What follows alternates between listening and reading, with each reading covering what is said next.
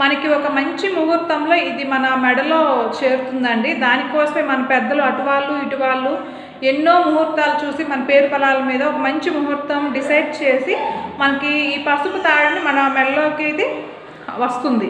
అంతేకాని మీరు ఎప్పుడు పడితే అప్పుడు తీసి పక్కన పెట్టడానికి కాదండి. ఉంటే మాత్రం ఏమవుతుందండి, స్నానం చేసేటప్పుడు మనకి పసుపు తాడు ఉంటే ఏమవుతుంది, ఇది ఓన్లీ గోల్డ్ తాడేనండి. దీని కింద ఉంటుంది కదా, ఇది మనకి మెయిన్, ఇది మనకి నథింగ్ అండి. ఇది ఓన్లీ గోల్డ్. మనకి చూయించకూడదు తాళిబొట్టునైతే, అందుకనేసి నేను చూయించట్లేదండి.